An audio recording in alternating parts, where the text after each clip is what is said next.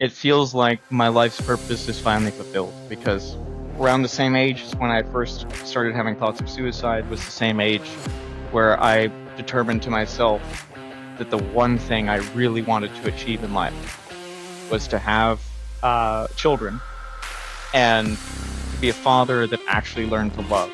So to sit here today and to realize that my son won't ever have to face that same trauma, that same fear of not being loved. He won't even, funnily enough, know how good his life is compared to mine. And that's a wonderful thing. It's the most rewarding thing I could have possibly ever had happen in my life. It's more rewarding than any of the time I spent in the Air Force, any of the medals I got, anything. Because no recognition is as great as seeing that smile and that laugh that comes out of him when we're having fun. And it's beautiful to watch because he has that safety to grow up in. He's not having to constantly fear like I did when I was his age that one of my parents was suddenly not going to be there. But I'm finally on the road, on the true journey I always wanted to be, and I can finally, fix and heal the lineage from my father's insanity.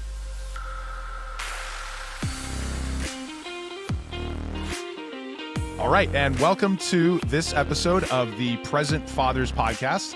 We have our usual George and Brandon with us, and our guest, Chet Long, along with, what is your son's name?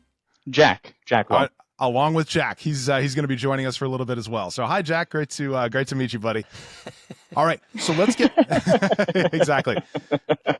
So Chet, let's get right into this. I think one of the most interesting things that you've done in your life is you are a CASA, a CASA. So can you run us through what a CASA is, what you do, and why it's important? So CASAs are court-appointed special advocates, not just a home like it would sound like in Spanish. They're people that go out and the best single sentence answer to that is they're the eyes and the ears of the judge outside of the courtroom. I was appointed as a CASA at the age of 21 because that's the earliest I could join to do the organizational work like that. And I had the wonderful opportunity of being underneath the tenure of Judge Brown. And let me set him down here because he's being a little loud right now. I had the wonderful opportunity of being with Judge Brown there from Caddo Parish, Louisiana, who was an absolutely fantastic soul. You could tell that he really cared about the cases, which I think is crucial for anyone who's in that line of work. I've definitely seen some other judges that aren't quite like that. But he really, really cared. And I am the sort of person that, because I was in the Air Force, I was a staff sergeant already at that time because I joined at the age of 17. I would even wear my blues dress into the courtroom because, I looked like I was 12. I really, really had way too youthful of a face back then, and I realized I need to have something that makes me sound like at least I know what I'm talking about. And I actually remember one of the times in the court when one of the defense attorneys was trying to corner me on my experience. He was and trying to make some case for why one of the mothers didn't show up to the visitations. And he's like, so how long have you been training? And I said, well, I went through all of the court required training, and I got sworn in, said the date, all that sort of stuff. And he goes, okay, and how old are you? I said 21. And he goes, okay. And would you agree that visitation room is cold? And I just looked at him and I said, sir, I grew up in an abusive home. I went into foster care myself in an orphanage for 2 years, and I became appointed at the Arkansas State Youth Advisory Board. I saw all sorts of walks of life, all sorts of children, all sorts of visitation rooms, and then one thing I never saw was a parent who truly loved their child and not show up to a visitation because it wasn't a emotionally warm enough room. And that shut down his entire line of questioning immediately. He wasn't ready for the actual experience I had in the field. And I remember my CASA supervisor actually looking at me with this huge grin from the back of the courtroom because I had slammed him down so hard there. But yeah, I dealt with 3 cases during my tenure as a CASA because I left that position in roughly when I was 24 years old, so 3 years later. Because you do them in 3-year segments, and you can continue them on. Some people do them for much longer. I did it for 3 years because I was doing a lot of things at that point. I had about 10 hats at work, and I had become a single point of failure for a lot of nuclear ops missions, which is pretty stressful stuff, and then had realized, well, I would kind of like to just bring more people into the fold, into actually becoming CASAs, and start using my voice in a different way than just directly on hand in the courtroom. And that's what I started to do. I was president of the first Airmen's Association there at Parksdale Air Force Base, which is the junior enlisted organization for the 2,200 junior enlisted airmen that are there. And I would go to the officers' corps, I would go to the NCO's corps as well, and give speeches about what the importance of being a CASA is, and tell them about my backstory as a child to kind of make them realize how important it is, because I had a CASA as well when I was in the foster system, and that was something that made me feel hurt. Well, let's go into Excellent. that. Tell us about your background, and you obviously hit a couple high notes there with foster care and all those kinds of things. So let's go through those details, because it sounds like you had a pretty rough upbringing, to put it lightly. Yeah, to put it lightly, I grew up. Well, I was born in Arizona, and then we traveled through many different states as a child. Mostly because my parents didn't want my grandparents to know that myself nor my sister, who I grew up with, had been born at all. And this is because there were 6 prior children that were born in the 1970s. 2 of them, I later found out by the time I was 19 years old, were killed by my father, and 2 of my brothers. And then I sort of ended up in this world where we ended up in Arkansas, Lake Village, Arkansas, and I went to school for the first year that we were there. I was 6 years old, went to the St. Mary's Catholic school for about a month, and then they moved us over to the Lakeside Elementary School because I was a gifted child, and I was able to move up to the 2nd grade. But they pulled us out of that school before the school year even ended. I remember that kind of like it was yesterday because of how jarring it was to be pulled out of school even during the middle of the school day and just not even get to say goodbye to any of the friends that I had started to make. And it was right around that point in time where my father starts to reveal that all these like super ultra religious things about himself, that he thought that he was the sole Mormon prophet of God, that only our family could go to heaven and everyone else was evil, and that they couldn't tell us any of this before because we were too young. And now we were of the age of reason, as they put it, which also meant that if we did anything wrong, you got severely abused. Earlier than that, I got abused, but it wasn't quite as bad as post that year. And so, yeah, dealt with a lot of abuse all the way from that point until I finally got into the orphanage at the age of 15. But leading up to that, there's some key memories that kind of stick out there. I don't want to go too deep into them, but there are things I processed with my therapist, so it's not too hard for me to talk about. And I do recommend, by the way, that any fathers out there listening to this sort of thing that have gone through any sort of similar experience definitely get therapy for it, because there's a lot of stigma about it. There definitely was in the military when I first started having therapists, and I had a top secret clearance, so it was a huge question mark to even do something like that, because your clearance can go out the window. Thankfully, that didn't happen, but I would always say put yourself first when it comes to things like that. And anyways, so one of the first memories I'll touch on there is when I was having to run around the home, because it had the ability to kind of run in a circle or an oval, if you will, because of the way the hallways were constructed. From my father in one of his many rages. It was a very recurring thing. But this one kind of stuck in my memory a little bit harder. And I was trying to run into the master bedroom, and my mother blocked the way for me to get there because my father told her to. And then he lunged and tackled me to the ground and started to beat me into my sides until I really just couldn't breathe anymore at that point. And that was terrifying. It was when she started to get the belt and hit me at the same time as that was happening that I started to say, well, maybe I'd like to jump out in front of those 18-wheelers in front of this house. That was the first time those sorts of thoughts hit me, was at the age of 9. It was not a fun childhood because of it. So, Chet, at what age did you realize that this was not a normal or healthy situation, and that you needed to heal from this given everything that happened to you as a child? It took me time. Funnily enough, it wasn't until about the age of 12. And that didn't happen from us seeing other children or anything like that. We weren't allowed to have friends. We were homeschooled. And what that really meant is I had to teach myself everything. My parents bought us books, and then I just had to read them and teach myself everything. They didn't do any actual schooling. It's a miracle that I didn't just end up very dumb.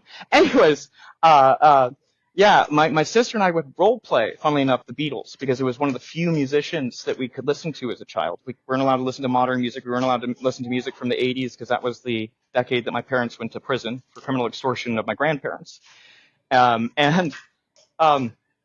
the Beatles have just kind of stuck out. Had a bunch of different music, but that was the one I liked. And my sister and I kind of just picked up the, role playing as I would do John Lennon and George Harrison, and she would do Ringo Starr and Paul McCartney. And in the mix of doing that, we realized, wait, these people don't seem evil. Like, nothing about them seems evil. Like, they're going to hell. Like, what is that about? And so we just that's where the question started up. And over the next few years, by the time I was 14, I pretty well knew that my father was out of his mind and wasn't someone who I could trust or listen to. The thing that just sucked about it is we didn't have any other outlet other than each other. So would you consider your sister a key part of the reason that kind of kept you sane and got you back on a good path? Back then, yes, for a short time too, unfortunately, because growing up, there was too much competition for love in the home, and I was the younger child, and she would just lie about me all the time in order to try to, if she did something wrong, I was the one who somehow did it, and I usually didn't have the words to defend myself yet. By that point in time, we started to actually build a real bond for about 4 or 5 years until she got in the Air Force herself.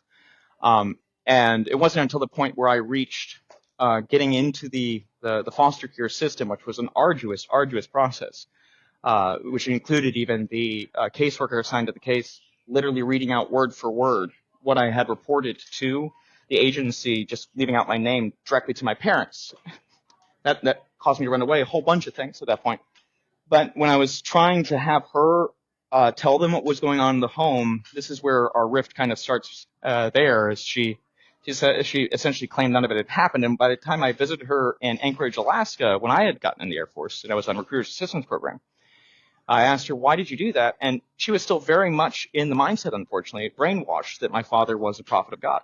So, unfortunately, I almost could have ended up back in their hands because of that sort of tattletaling or fairy tailing, if you will, by her. And what changed for me was I ended up having the veterinarian, Andrea Albritton, there in that town who I was working for at the time, and she happened to know the family court judge over the entire county there in that district.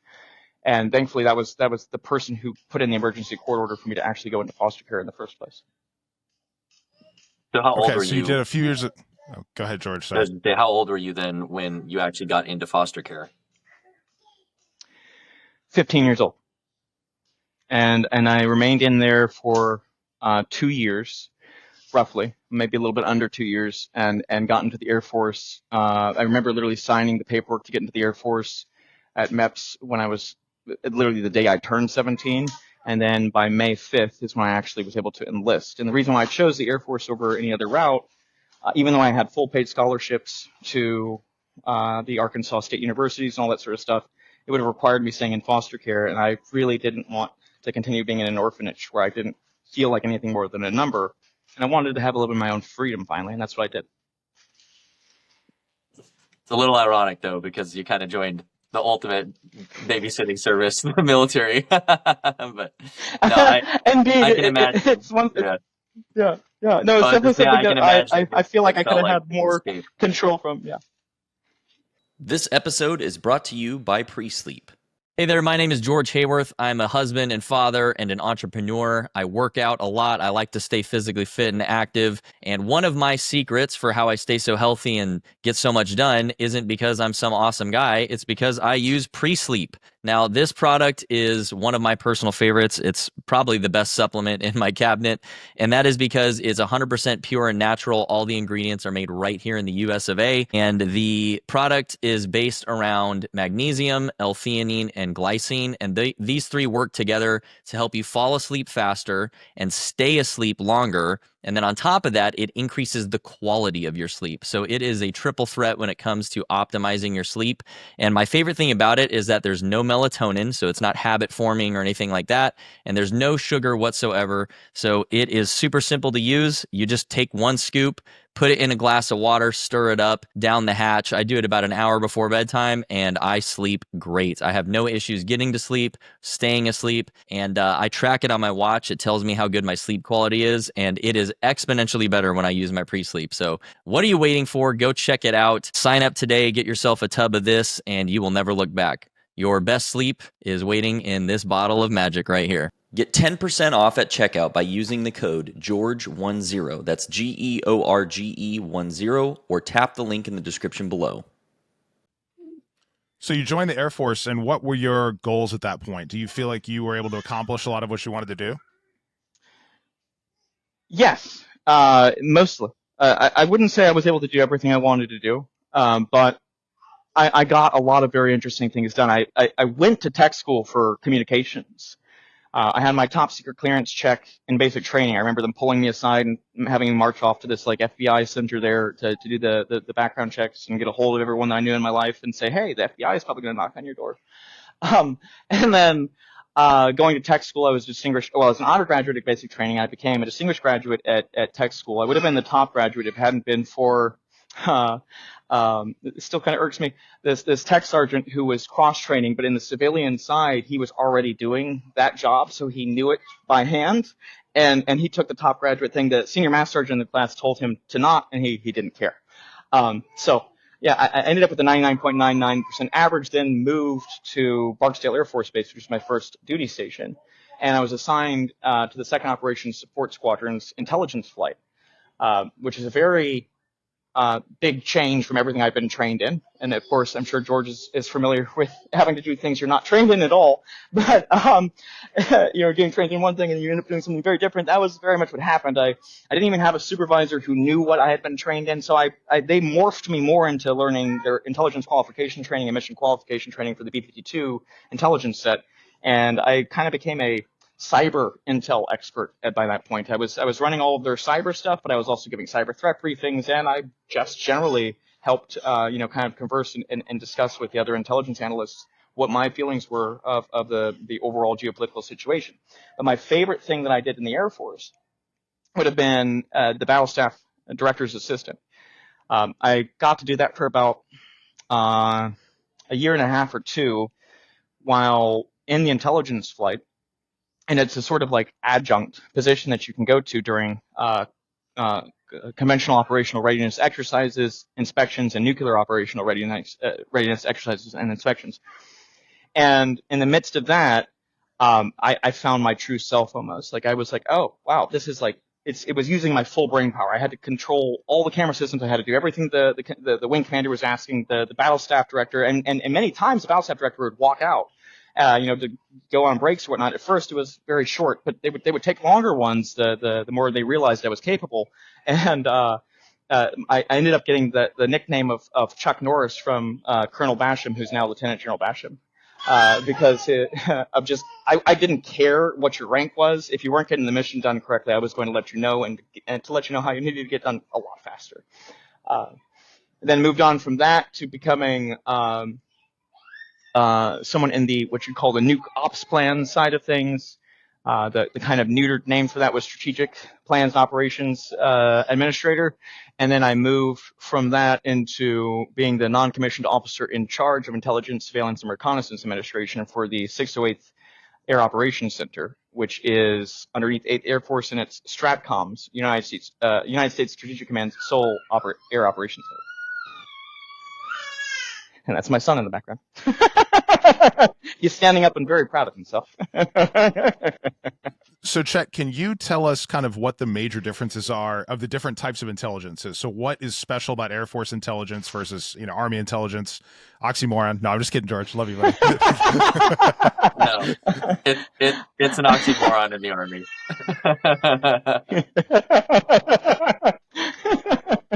I mean, the different types of intelligence, it's an interesting question. I would say the real way that we would delineate it when we were in the Air Force intel side of things was you were either, from the military IC or the intelligence community, or you were a spook, which meant you're from the 3-letter agencies. And we called them spooks normally because, well, they just don't carry the same ethics as we do. Like, we actually have, core values, and a lot of these civilians that are in the CIA and the NSA and these other organizations, granted, we worked with some people that were in the Air Force that also worked for the NSA. Those were fantastic people. But sometimes you just look them in the eyes and they just seem a little bit dead.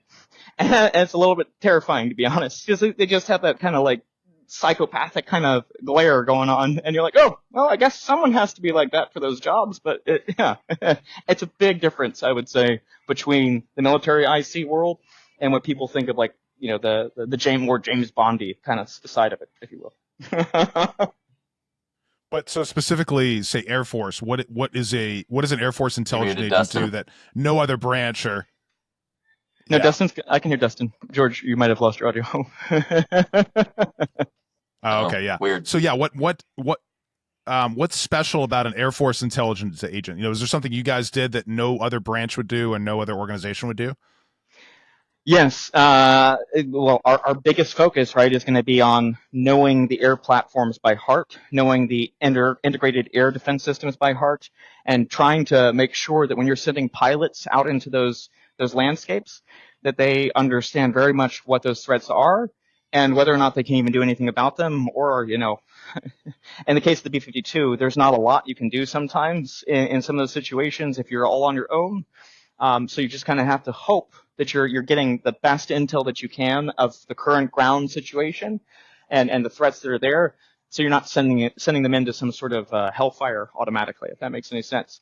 And one thing I like to draw the delineation between the Air Force and pretty much all the rest of the branches is we would always say we're the only branch where the enlisted are smarter than the officers, because instead of us going out to do the war fighting, we sit back and we send the officers out to go do the war fighting. Wow. All right. So there's clearly a lot to unpack here. A couple things right off the bat. You're very detail oriented. You're very analytical. I like to think that I do the same.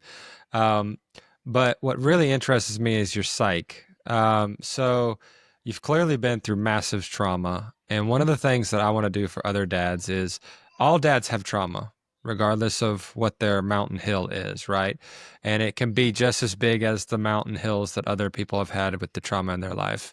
So what would be like the top 3 things that maybe you learned in therapy or that you just learned through life experience that really helped you to heal yourself so that you could become a dad, and a good one? That's a really good question.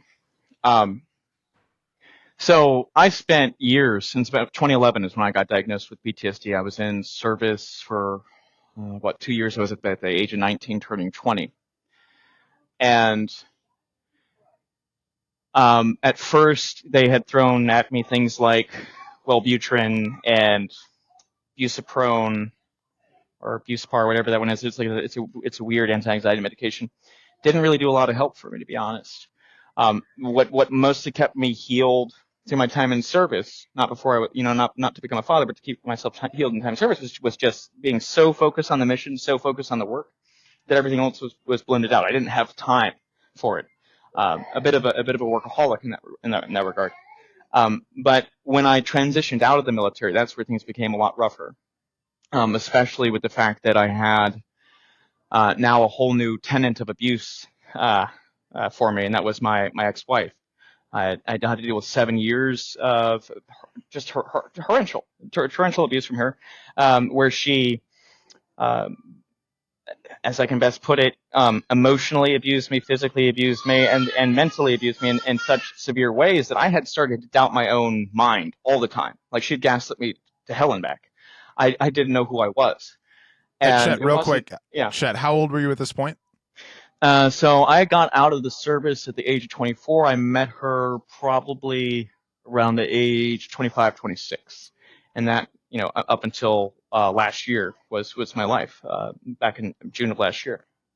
So, I at 32 was how old I was last year. So essentially, I ended up with a litany of more trauma, and I had someone who was constantly preventing me from getting help. I didn't realize that because she was acting as my primary caregiver, but she was actually messing with all of my medications, making sure I didn't get them properly, indeed making me more reliant and dependent on the systems, but then making sure that I thought the systems were malfunctioning. And that left me in this cloud to where, well, I was dependent on her 100%, and that's what she wanted.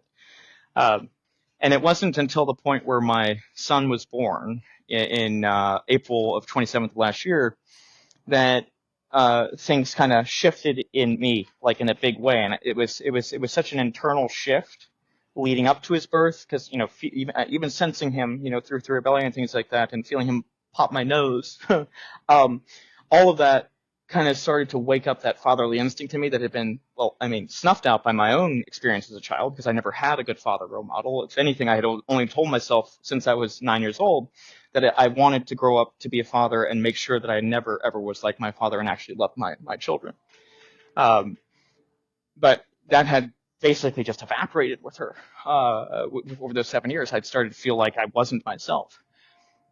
The crazy kind of silver lining to the most severe abuse that she did right at the back end, before she gets arrested, and the fact that forced me to immediately get a hold of the VA and say, get me into a PTSD clinic now, because I know I already had bad PTSD, and I know sure as hell it's going to be so much worse now after what I saw her do with my son and everything. And she tried to strangle me, and she even tried to suffocate my son as well. And I brought him back to life. That was easily one of the scariest moments of his. He was only 8 days old when that happened. So yeah, I mean, it was hard. It was very hard to try to morph into learning anything from therapy at first. I got so lucky by getting to go to, and I would really recommend this to any veteran or retired service member. There is a PTSD clinic in Tucson, Arizona. It's one of 2 in the nation that actually focuses on PTSD that way at the VA. I think the other one's like in Washington or something like that, like Seattle area. And it's led by Dr. Aubrey Rodriguez. And she has used, over the past several years since she started there in 2017, she has used both evidence-based findings from her own research as well as pre-existing research, and combined those into what is easily one of the best systems there could possibly be. Where I learned the biggest problem with PTSD was avoidance. Chronic avoidance is what was causing me to have chronic PTSD. The fact that I kept avoiding all of the triggers instead of just trying to, funnily enough, stomach through them, was causing it to be the worst monster it could possibly be in my life.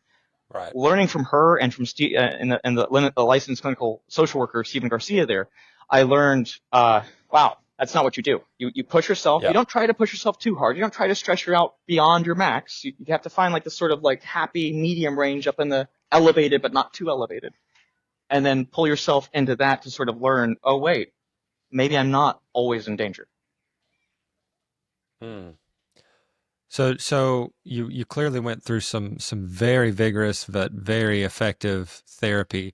What were some of the things that just really helped you grow out and through these painful moments? Obviously a healthy environment, but like what were some of the things that you, like first steps that you took? Because I really want some of the other guys that are experiencing these things to kind of get those first steps to get started, right? Because they're scared to know where to start, right? I mean, the first thing took me finding a therapist that I trusted at all, because that had to be the bridge that got me to that PTSD clinic.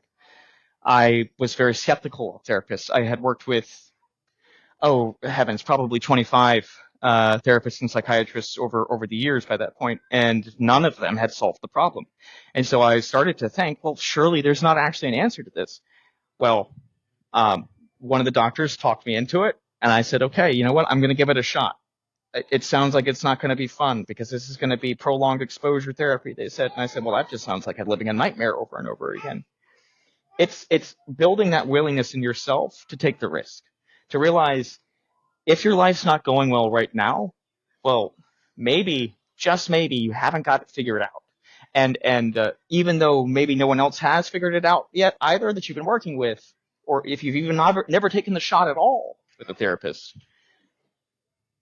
and you just doubt that anyone can truly see the world from your lens, maybe, just maybe, take that risk. Because it was opening up myself to that risk, being honest, being forthright, not being afraid to speak of it because it wasn't going to hurt me again, right? Speaking about it wasn't going to hurt me again, but actually being able to give the therapists and the doctors what was going on inside of me, and each kind of minuscule detail help them piecemeal me back together as well, right? Because then they know how to lead you in the right direction. They know how to say, okay, avoid this, go towards this. This won't be safe. This will be safe. And you can kind of start actually building a trust relationship there. Yeah, I'd love to jump in here with on just so many levels, and you made the point so clear. And this is universal. This isn't just for trauma, but the only way out is through. Especially as men, you got to just do right, and it is going to be painful. It is going to be hard, but the faster you face the storm, the faster you get through it. And with what you're saying too about, you got to kind of take the risk. It's not even a risk, guys. It's like, what's the cost if nothing changes? What's the cost of staying exactly the way you are right now, feeling that loss, that cut off, that stress, that hopeless? What's the cost if that continues? Like, why wouldn't you consider every option on the table? And maybe it doesn't work right away, or maybe this isn't the thing, but you got to rule it out, right? So that attitude isn't just for therapy, right? That's not just for chronic, trauma or something. That if you're struggling with any serious issue like that, I think, Chet, the ethos of what you're describing, I think, is pretty universal for men to grow. But yeah, especially with trauma and things like that. Oh, we get a boo boo here. We got little man trauma going on right now. It's a growth moment for him. He can't help but to, as he keeps standing up, Falling keep over. at least bumping himself. He didn't have a full fall there, but I think he slightly hit his head on the air conditioning unit that he keeps standing up with, so he got a little bit sad by that. Scared himself a little bit. Yeah. Yes. Yeah, that's good, man. Good stuff. But yeah, I'll just wrap up that thought there of, I've gone to plenty myself. I definitely did not go through anything even remotely as intense as what you've experienced, Chet. And that is another thing. I have a lot of friends who've been through some brutal things, and we've had a lot of them on this show. And it's not a competition, right? So if you are in a place where you're feeling absolutely cut off and stressed out and thinking of suicide or things like that, that's your wake up call that, like, you need some help, right? And it doesn't make you weak. It doesn't make you a loser, right? It takes a warrior mindset to face your problems and fight through it. So it's actually one of the most courageous things you can do, because you have to admit that I'm not enough. And for men, that's very hard to do. So, Chet, thanks for opening up about your experience. If there's anything that I learned too, about kind of telling my story to other veterans, for instance, in that PTSD clinic, it was that it's absolutely not a competition, regardless of whether my story is one of the more harrowing ones out there. I would actually really hope that the bigger thing it's able to show is that no matter what happens to you in your life, there is always a way to build back. There is always a way to stand back up, get stronger, but you can't do it alone. When it comes to things like trauma, especially severe, prolonged trauma, or even just losing a friend on the battlefield, that's the sort of thing you're going to need to discuss with other people who can help you see things more clearly than all of the inlaid biases and emotions that are going to kick in automatically right off the bat, where you might blame yourself, like I did for my closest friend in the Air Force killing himself. Those are very, very hard things to deal with. Can you elaborate on that experience for us? Yes, absolutely. His name was Tech Sergeant Resendez. He was one of my closest friends in the Air Force, easily my best friend while I was active duty. And unfortunately, in the time frame where he started to kind of go downhill mentally, I had become very, very, very focused on the work that I was doing in the SCIF as the NCOIC back there. And unfortunately, that meant that I missed his decline. One of the people who didn't miss it was one of the airmen that I worked with, Airman Fish, and she came up to me and she said, "Hey, Sergeant Long, do you know that I told Colonel Kemet about this?" And he was the Chief Intelligence and Surveillance Reconnaissance Officer there. And she said, I told Colonel Kemet 7 days before this happened that Tech Sergeant Rez wasn't doing well, that he needs to get help. And she said, what he said back to me was, "He's a man. He'll man up. He'll get over it." 7 days later, he shoots himself.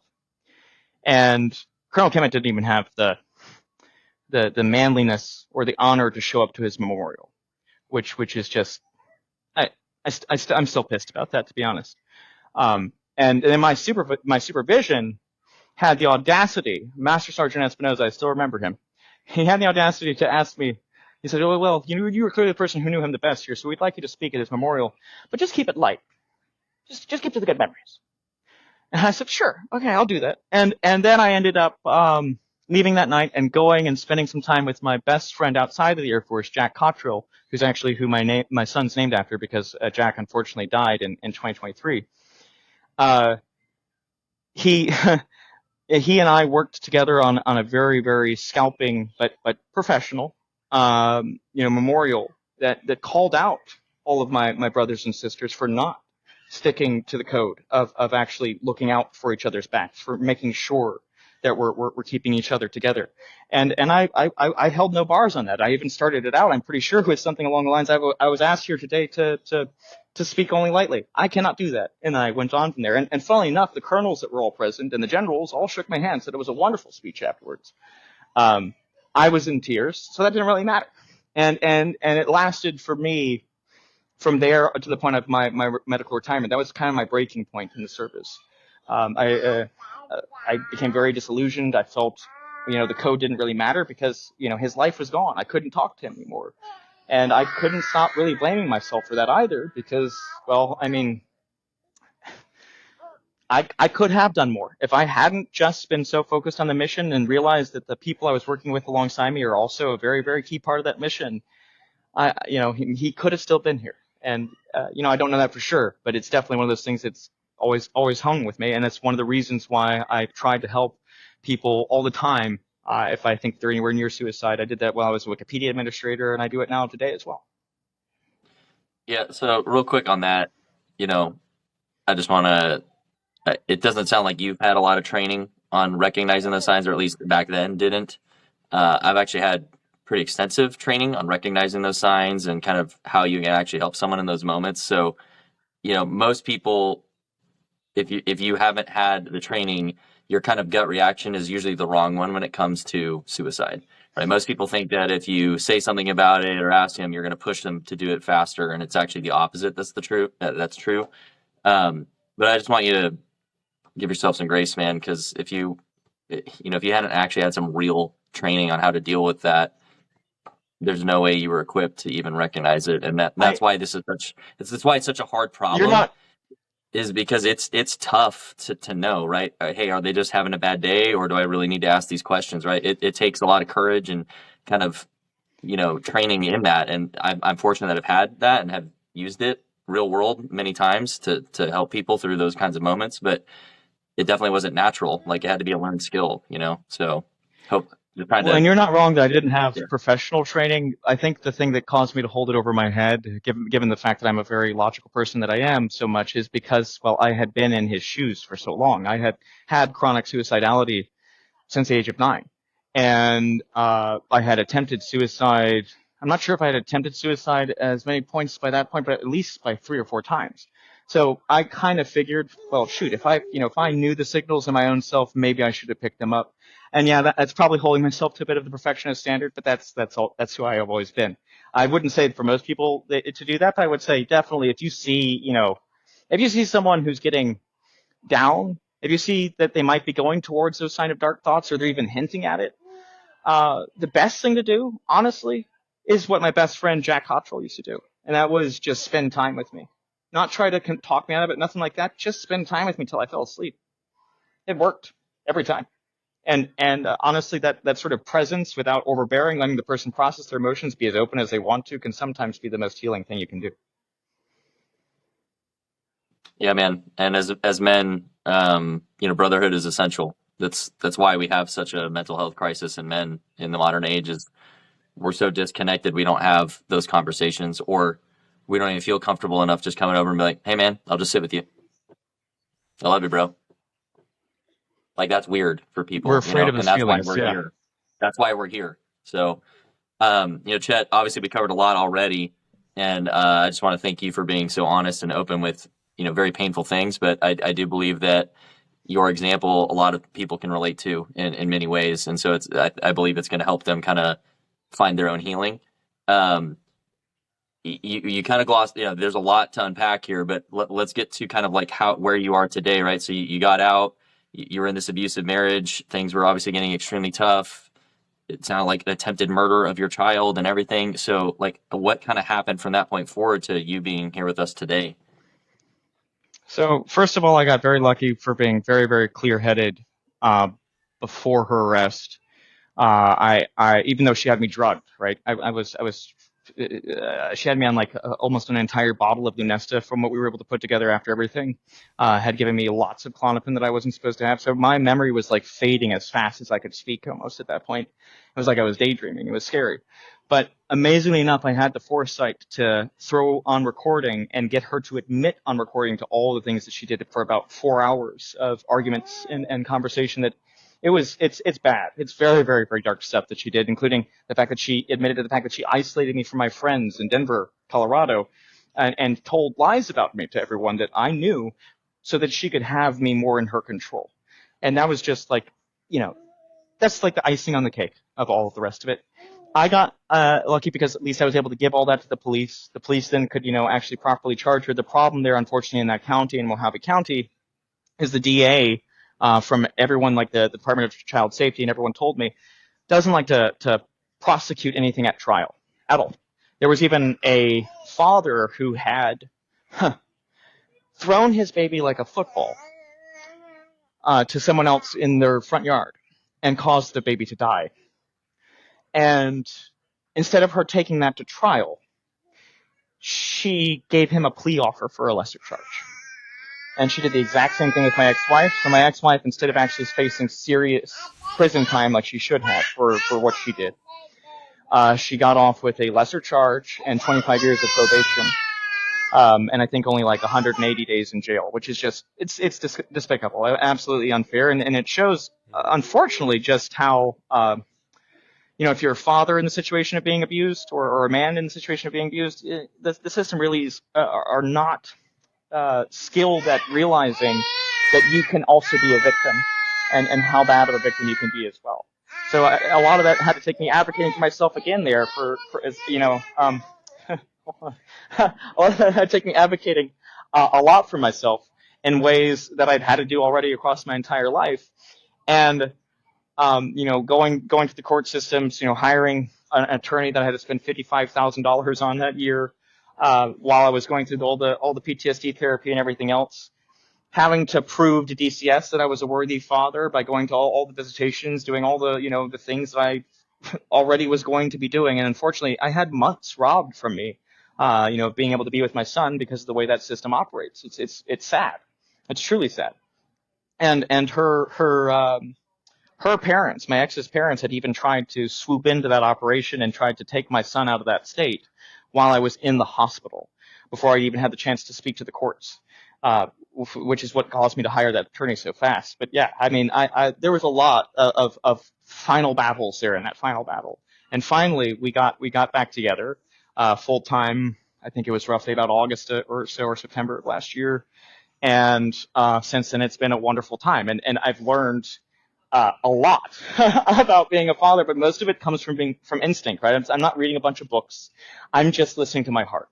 And I remember what it felt like if I didn't get the proper attention and love as a child. I remember what it felt like when I was, disciplined way too severely, etc. I wouldn't call it discipline, just abuse, right? But as a child, I thought that was just discipline.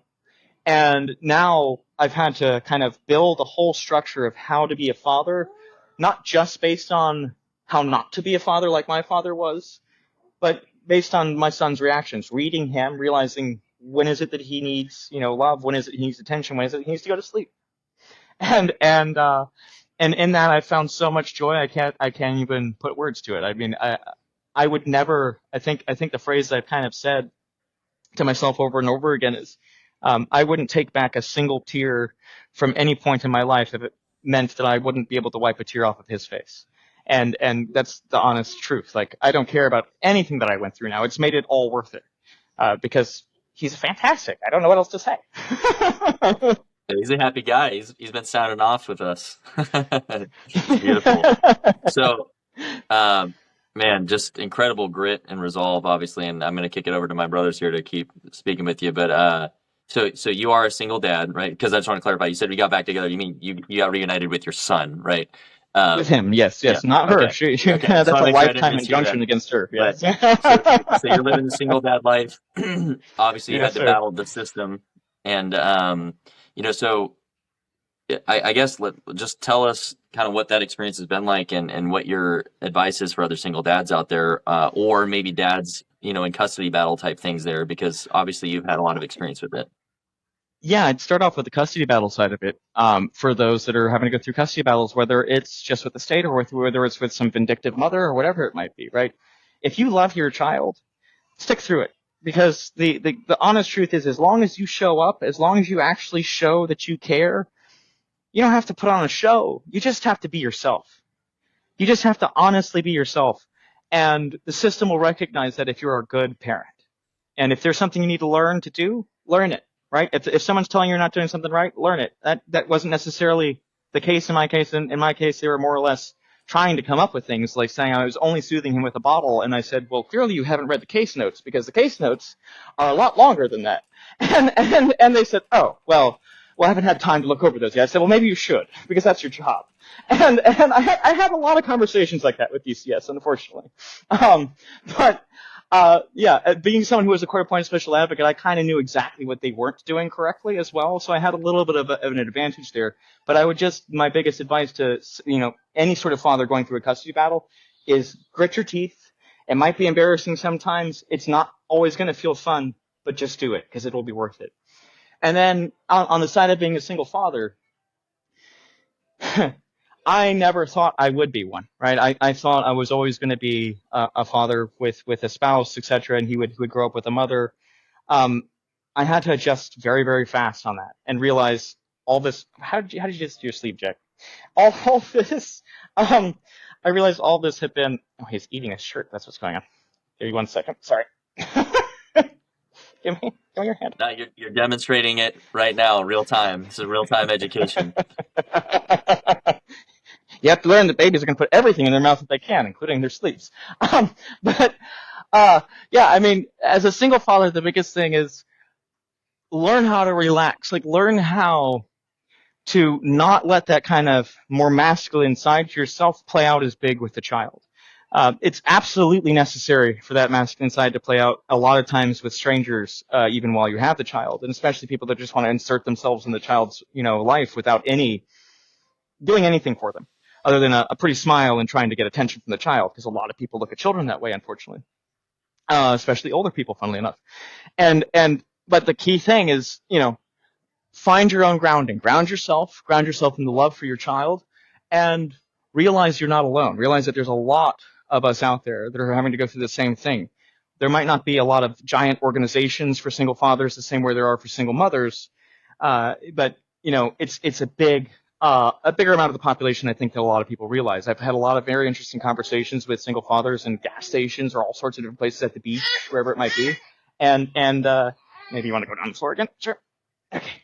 At the beach or the stores or whatever, and you start learning, okay, I'm not just alone in this. There's other people that have that look of wariness in their eye, just like I do when I'm around other people. And then I'm like, I know that look, and you just kind of have to realize that you're going to make mistakes too. Like, it's not always going to be perfect. You're not always going to do things the exact right way, but you have to make sure to let the child know as soon as you realize that you made a mistake, Communication is key when it comes to parenting, especially when you don't have, the nurturing mother or whatever there in the picture, and you kind of have to learn that nurturing yourself. It's probably a much harder job, I would argue, for single fathers than it is for single mothers because of that. Sure, I probably have a little bit of that benefit of the increased estrogen still in his first year that men get, while being around the infant, but I'd still argue that it's hard sometimes to remember to be very empathetic and not always try to correct. And that's one of the things that you're going to have to work on if you truly, truly want to have a bond with your child. Yeah, something that's always stuck with me, it's a really simple phrase. You can't spoil an infant, right? So you'll occasionally hear, oh, my 3-month-old is acting up, and how dare they? And you're going, this is an infant. This is not the same. Exactly. If your 12-year-old is acting up, okay, you need some discipline. But yeah, discipline, and it's so hard for men to transition, right? Because when you're with your son at his age now, you're a caregiver, and then as he gets older, you become more of a cop and setting rules, and then you eventually become more of a mentor. And so have you thought at all about that process of how you'll transition, as he gets a little bit older, to becoming more of a mentor and more of a disciplinarian than just a caregiver now? Or not Yes, just, yes. I mean, well, funny enough, because he's a little bit advanced in the way that he thinks. Like, I mean, from the first day that he was born, he was locking eyes. From 2 weeks old, he was able to pick out things from across the room, had that object permanence, and like knew where his formula was, which blew my mind because they're not supposed to do that till they're like 9 months old. And he could tell the difference between green and blue when I was testing him on that as well, and some other things. I don't remember what they all were, but there was a lot of very interesting things. He's always kind of been a little bit advanced, so he's kind of already reached which I'd call like the temper tantrum 2s, even though he's only 1 years old right now. And sometimes he has those temper tantrums already that aren't for any good reason. So I've already had to slightly adjust from the full caregiver role to being like, no, you don't do that. Nope. Okay, now we have to walk outside of this restaurant because you're screaming and making everyone, upset here. Let's go sit out in the car. Let's calm down, or let's get the food to go and let's go home, or whatever, something like that. Right? Discipline at this age is less about the child than it is yourself. Right? It's more like how do you stay disciplined while ensuring to keep them cared for. But you also have to kind of be sort of putting some sorts of borders on if they're at least a little bit advanced like him. If otherwise, by about 2 years old is probably when you start doing that. And then after that, it now becomes a sort of like by 3, 4, 5, 6, as their brain and their verbal cortex and their frontal cortex is starting to really load up with data. Now is when you can start to truly guide them with words and language. And probably by the age of around, I would say, Jews would say somewhere in the, I'm a Jew myself now. I would say somewhere in around the age between 6 and 9 years old is where you're going to really start to getting those bigger, deeper connections with the child. That's probably where some of the more strict discipline will have to come in. And that's not fun. Like, it's never fun when he cries. It's never fun to see him upset, for instance. Already at this age, I can't imagine what it'll be like when I actually have to like put any form of like grounding or any form of other discipline in place later on in his life. But it's got to come with the territory, because that's part of the love that comes with this, is realizing that not all love is just nurturing, because if you nurture the bad aspects of their behavior from a very, very early age, it's going to grow into a monster that's not something you want later on in life. So if you can do quick corrections earliest that you pick out them actually doing something on purpose, probably the best idea, because then you won't have to do them later. I would agree. Jordan Peterson says, raise your children in a manner in which you enjoy being around them. Like, they need to be people that you like. And if they're not, there's some adjustments that are going to be needed to done. So, first of all, the courageous transparency that you're displaying is exactly what all men need to do when they're in trauma or in dire need or in any kind of dire situation. So thank you for that. And I think you're doing a great job with your kiddo, man. Oh, thank you. I want to back up, because a lot of dads are really, really going through a lot of this stuff, like especially with the law.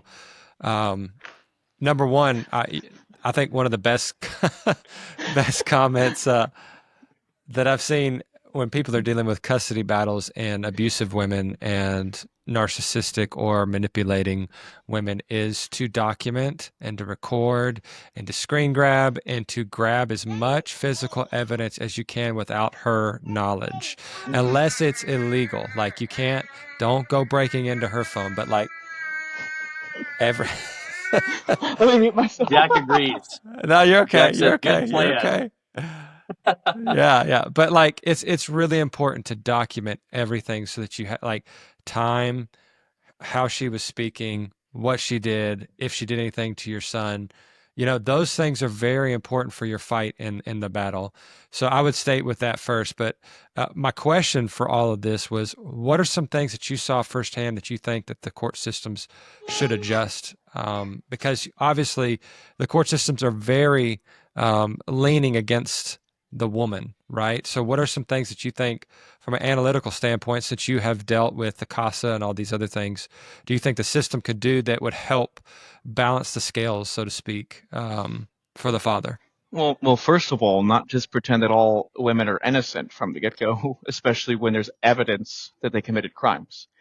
Instead of making it be like 10 leaps to try to prove a woman guilty, where it's only one to prove a man guilty, that's got to change. That's got to shift drastically. Um, I cannot believe how hard it was to get it actually to the point where they even put the 6 charges against her that they did before they finally only gave her the 1, which is still unfortunate. But it took a lot of effort. And if it hadn't been for, like you're saying, the data collection basically that I did, the intelligence gathering prior to her arrest, she probably would have gotten off scot-free because there was no evidence otherwise. And that's one of the most scary things about, besides the scar that was on my neck. But, cops don't generally care about that. And that's one of the most unfortunate things. They're not going to look at, a man with a scar on his neck the same as they would a woman with a scar on her neck. Like if I had done to her what she had done to me, I would probably be still, in prison for the rest of my life or something. So that's got to change, right? The sentencing standards have got to change. The way the enforcement is done has got to change. And the way that police interact in those scenarios has got to change. Parents should not feel like they are potentially the criminal in the situation when they're the victim. And that goes for either gender, right? But it's especially true for men because, unfortunately, our system very much so leans towards the women's rights when it comes to any form of family court law. And I can understand that to a large degree, right? Because, there's a lot of very severely abusive men out there, but that doesn't mean that there aren't also very, very, very abusive women out there as well, even if it's not exactly done in the same way as, some big, large man being abusive is. And so fairness, that's really my short answer. It just needs to become more truly fair. Man, that's a great answer. I'm saddened that it's not that way though, right? Yeah, unfortunately, things aren't the way we'd want them to be. So you just have to know this is how they are. And this is kind of what to expect. And it's tough because in a healthy relationship, it's the opposite, right? You should never be gathering information or evidence against your spouse. So I can't even imagine trying to transition into that mindset. That's a really tough thing, when you're, kind of realizing, okay, this is not working anymore. And now I have to, kind of move into this direction. So yeah, thanks for sharing that. I would say the biggest hallmark for that is, once you realize there's true danger afoot, because that was my problem, is I let the true danger against me go on for too long, right? It wasn't until my son got in the picture and I saw her try to do something to him where it shifted. But what I should have done a lot earlier in that relationship was ensure that as soon as I realized she was a danger to me, to take the bullet, if you will, of potentially losing her or losing that relationship, because I was so desperate for love, I didn't want to lose it. And that was how she had me trapped. But you need to understand that's not love. And that's a hard pill to swallow sometimes. And I'm sure there might even be some men who are listening to this that are in some sort of similar shoes. But if you even have an inkling of an inclination in your heart that there's true danger to your life or to your well-being involved, start recording, start getting evidence, at least, in case things get worse. If they don't, sure, in a few years, delete it. But, keep it, I would say, for a while until things are anywhere close to where they should be in a healthy relationship. So after some of these experiences you've had, do you see yourself trusting other people? Do you think you'll marry again? Are you at that point yet, or do you think you need to give yourself some time to heal before you'll consider that? I mean, I'm definitely healed enough at this point where I could start a relationship if I wanted to. And if I did it, funnily enough, it wouldn't be for me. It would be for my son. And now one of the more kind of cheat codes I have to that is I'm not going to let anyone try to fool me with how much they supposedly care about me. I can tell from how people interact with my son whether they truly care about him. And that's the barometer. Like, if they don't truly care about him, they're nowhere near his life. I've cut off even some old friends because of that, let alone, start relationships. So I haven't really jumped into the dating pool yet. It's probably going to take me a while before I do something like that. But, if I end up with, meeting someone or something like that in person and they struck me the right way, I could see myself going down that road. But it's it's definitely, now with a new tool set in my pocket, which is, are they really showing love for my son? Because that's where I can't be blinded by it.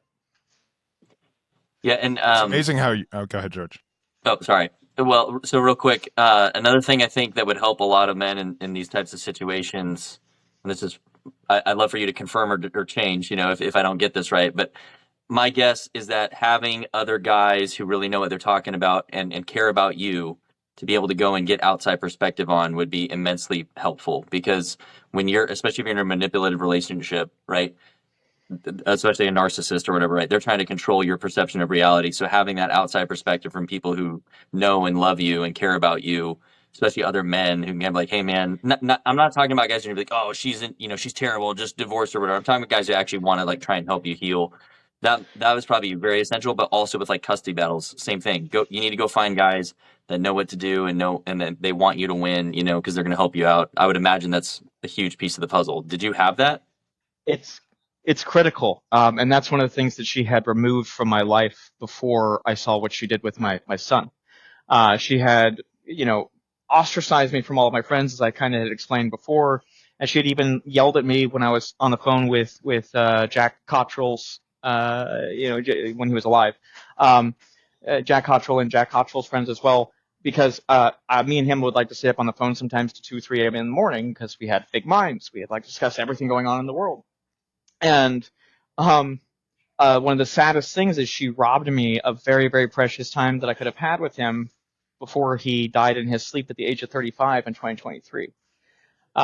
So one of the biggest failures I made, or mistakes, is not continuing to build those bridges and starting to rely only on her. And if you notice that that's happening in your life, that's a huge red flag. Like, leap the fuck out of that relationship immediately. If the person is trying to take out people from your life that have actually cared about you, they're not good for you, period, end of story. And then beyond that, I would say absolutely confide in people. Find people you can confide in. Find people you can trust and who don't seem like they're trying to manipulate you any which way, that actually want to hear you and help. And someone that's like an equal, someone who really feels like an equal to you. And if you have at least one of those people in your life and you tell them what's going on, you're probably going to get the advice that you need to step out of that relationship. Yeah, that makes sense. And have more courage to do so. Yeah, of course. Well, that's fantastic advice. So we like to end with a couple of questions about being a dad. Can you share a really special core memory you have with your son? Something that really sticks in your mind, a fun story that you like to tell? Oh, okay, that's a good. There's so many of them that it becomes a little bit hard. Let's see. One of my favorite things with him right now, I would say, has to be his nighttime showers with ice cream. He just loves to do it. He loves to go in the shower. I have probably I don't know. There's probably 100 toys that are in the bathtub because I can't stop buying him toys. And if he's in a good mood and everything like that, I reward him with a nice piece of ice cream before he goes to sleep, and he will just cover himself from head to toe in the chocolate sauce and everything else. It's the best place for him to be doing it, mind you, because I learned one time giving it to him in the car seat meant that I had to hose out the entire thing. So that's usually like one of my favorite things. But I also love taking him to the beach. I do that. I'm down here in the Gulf Coast region, so I do that almost every other day. We go spend some time at the beach, and it's his favorite place by far. And he does this little kicky feet thing with his legs. It's adorable. He's like splashing in the water as soon as like the wave hits his feet and then leaves enough water there. He starts building little puddles and then just sitting there. And he's just so excited by the most simple things that it's brought back a joy, like an innate joy of life for myself as well, to where I don't even need to be on antidepressants or any of the other medications anymore, funnily enough, because his joy is enough on its own right. And that's one of the biggest rewards from fatherhood. Now, granted, that won't apply to everyone, right? Some people will probably still need to be on medications, but one of the biggest joys of fatherhood is it can fill a lot of gaps that you otherwise didn't understand. It's not because you're trying to have the child for your own emotions or to, have the relationship for your own emotions. It's a wonderful side effect. Yeah, it's incredible how healing it is. My dad was not around, and being with my son, every time that I'm able to teach him something or give him something I didn't have, it feels like it fills a piece of my own heart as well. So I'm so glad you're having that experience as well. It's incredibly healing. So Thank you, it's Dustin. wonderful. Yes. Yeah, and it's very apparent and clear that you really love your son, and you know, even as young as he is, you're just being extremely intentional. Which, you know, of all the stories we've heard on this podcast and all the advice from experts and everything, that's one of the most common things that we hear is being intentional. Right? You're going to make those mistakes, but really doing your best to put that effort into it on the front end is really the biggest piece of the equation, it seems like. So I can just see that. It's awesome to see and hear from you. But with that, final question for you, for me, is if you could kind of go back to your younger self and give a single piece of advice to prepare you for being a dad, what would that piece of advice be? Don't be so hard on yourself. That would be it. I mean, I've been so hard on myself my entire life. A lot of that because it was ingrained in me from my childhood. Um, and the Air Force, right? Because I wasn't just in any field. I was in nuclear intelligence and cyber intelligence. And those are things that you just can't screw up. Nuclear surety, you can't screw up. And so I held myself to a type A perfectionist standard that even some therapists don't really understand. They're like, well, you didn't really have to be that good at your job. No, you did. Like, you didn't have a choice. Like, if you screwed up, everyone dies. I don't think you understand that, right? And I'm pretty sure about 80% of therapists I've had that argument with still don't get it. They think I'm just, too much of a type A. And I'm like, no, that's just been my thing. But I realistically could have been a lot easier on myself on my mistakes in life, and I would have realized in that I could be a lot more easily even tempered without having to put so much effort into it as I did in the first few months of my in his life, where he started to like act up a little bit, and I started to like, why am I getting angry right now? And I'm starting to judge myself for all that. And then I had to have a lot of conversations. By the way, I recommend using ChatGPT for having conversations like that about, like, oh, I'm just feeling so angry right now. What do I do? And they'll tell you, okay, breathe. Here's what you do. Step away. And it helped me, right? It helped me realize, okay, I'm not insane. I'm not losing it. I'm not becoming my father, right? That was my biggest fear. I'm not becoming my father. I'm just getting a little bit angry. Emotions happen, and I need to roll with the punches and keep going with that, if that makes any sense. Makes perfect sense. Chet, I'm going to ask you a pretty hard-hitting question, okay, brother? Yeah. So obviously, we always want, when we're healing, we always want to look back and ask ourselves, what will we say to ourselves as a child to show ourselves love, right? But my question is a little bit different than that. It's going to be, how does it feel that your child will have a loving father growing up in his childhood?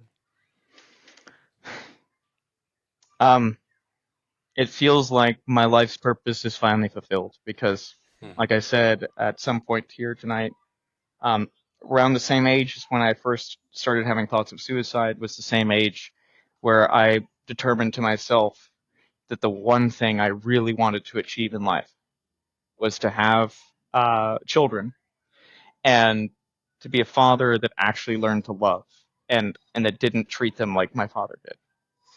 And so to sit here today and to realize that my son won't ever have to face that same trauma, that same fear of not being loved. He won't even, funnily enough, know how good his life is compared to mine. And that's a wonderful thing. And, at most he'll probably have some stories to compare it to as he gets older, and I tell him about, what my childhood was like. But it's the most rewarding thing I could have possibly ever had happen in my life. It's more rewarding than any of the time I spent in the Air Force, any of the medals I got, anything. Because no recognition is as great as seeing that smile and that laugh that comes out of him when we're having fun. And just seeing him grow. Like right now he's messing with water bottles on the floor because they're shiny and trying to balance himself constantly. And it's beautiful to watch because he has that safety to grow up in. He's not having to constantly fear, like I did when I was his age, that one of my parents was suddenly not going to be there. So I don't know if there are truly words for it, to be honest, other than not that core feeling that carries with me that says, yeah, I'm finally, not only am I not alone, but I'm finally on the road, on the true journey I always wanted to be, and I can finally, fix and heal the lineage from my father's insanity. Because it's kind of funny. I come from a very interesting lineage. My 16th great grandfather was Sir Richard Long. He was privy to the King's Chamber, King Henry VIII. My 15th great grandfather, his godfather was King Henry VIII, right? So I came from a very, very interesting lineage that my father had broken severely, and to the point where I didn't have any honor in my last name. I wasn't proud of it until I learned those things about Sir Richard Long. But now I'd say, I'm rebuilding what the name means, and I'm proud of it, and I'm happy my son will carry the name as well. Well, So I always beautiful. tell people that the battles that we fight, our children don't have to. And so congratulations. Your son has got a great, bright future ahead of him, and I'm proud of you, man. Thank you so much. Breaking generational trauma. What a great thing to end on. I love it. Chet, where can people find you if they have any more questions for you? I'm on X at RealChetBelong, but if you want to email me with any questions or anything like that, please feel free to. I'm always available. That's Chet at chetlong.com. That's pretty easy to remember. So my first name, last name.com. And I'd kind of just like to leave on this note, which is, even though I put down the mantle of being a court-appointed special advocate in, 2023 or 24 or so, I would highly recommend that other fathers out there take up that gauntlet and go to their nearest CASA organization. There's always one rather close by, because just like there's foster homes everywhere, there have to be CASAs everywhere, just like there's family court systems everywhere. Learn how to do that job. It's very easy, honestly speaking, as long as you believe in integrity and excellence. It's very easy because you're just taking notes. You're actually making sure you keep all the evidence. You're doing interviews. You're investigating the cases. And you're making sure, most critically, that the state and that the foster parents are doing their job. Because if they're not, like like in one of the cases where I had a 10-year-old try to jump out of a moving vehicle because the state had not properly given the information over to the foster parents that child was supposed to be on medication. I lit a fire under their ass. And I immediately filed an emergency court order, got a hearing done, and the judge nullified their funding in that case, which is the highest penalty that he could give them for that fuck up. That was a major fuck up. That child could have died. So the biggest thing I'd say is the foster care system and the foster children are the forgotten children of this world. And more importantly, the little boys in that system are incredibly forgotten. And while there's a lot of women that work in child protective services and as CASAs, there's not nearly enough men, not by a long shot. And this leaves a lot of little young boys like myself when I was in that system without a real mentor. So if you care about your children, and if you truly care about children, definitely at least go spend 3 years volunteering for that cause, because I guarantee it'll be more rewarding than you'd ever think. That's awesome. Well, great. Well, Chet, thank you so much for sharing your story with us. This has been wonderful. This has been another episode of the Present Fathers podcast. Dads, let's get climbing. Thanks for watching this episode of the podcast. If you're on YouTube, drop a subscription to us, and if you are listening on Apple or Spotify, please leave us a review. It helps greatly. If you are also ready to level up as a man, check out Elite Sentinel Coaching, our program designed specifically for men, where we forge men into leaders. We turn cowards into kings, weaklings into warriors. Become the hero in your story. Join us today.